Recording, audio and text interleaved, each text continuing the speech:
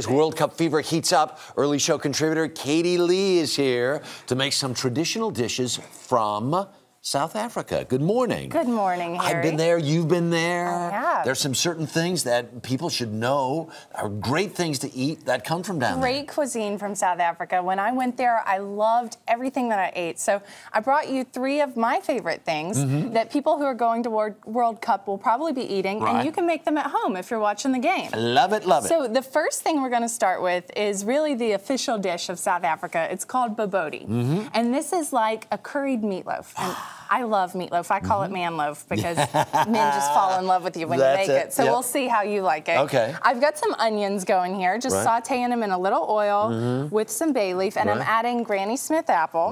Because this is kind of curried, the apple tastes really good with it. Turn up my burner for me. I got it. Thanks. Now add in the spices, turmeric, curry powder. There's a lot of Indian influence in the cuisine there. Yeah, for sure. And then I've got some raisins. Love that. Put those in there.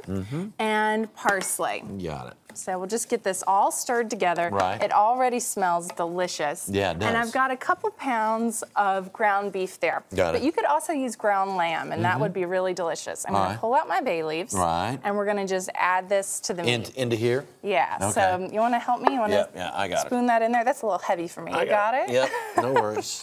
Well, that's because it's man loaf. It's man loaf. And you need a man to handle the pan for the man loaf. Cup, all right, no worries. Okay, a couple beaten eggs and some breadcrumbs. We're going to put in a little lemon juice just to give it a little tang, and Worcestershire sauce, which I always think tastes good in meatloaf. It makes it meatier. And a little bit of milk, and that's just going to keep it moist. So really get in there and get it mixed up, Harry. You might need to use your hands. If this were a real live day, I would do this. You would just get on in there. All right, but okay, so it goes into a casserole dish.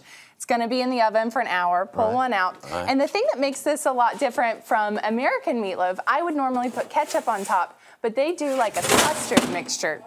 You okay? I only have one. Here, I got another one for you, Harry. Thanks, buddy.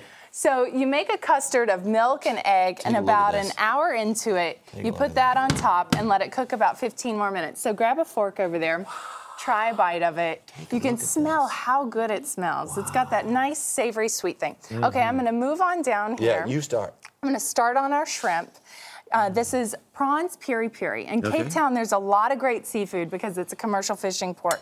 So I've just marinated these prawns in a little bit of garlic and lemon juice. Gonna put them on the grill, let them get nice and cooked. It smells so good. And piri-piri sauce is a mixture of chili peppers, lemon juice, olive oil, and a little bit of garlic. So you put it in the food processor, puree it, and depending on the kind of peppers you use is how it looks. So if you buy one at the store, it might be red. My peppers were kind of orange, so mine came out yellow.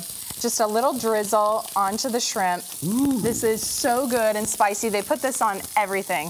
Delicious. And then they put that on the sandwiches as well? This sandwich is called a Gatsby. This is some tandoori chicken, melted cheese, sriracha mayonnaise, French fries. I'm on a cleanse. I'm not supposed to eat this, but I have to take a bite. Sorry.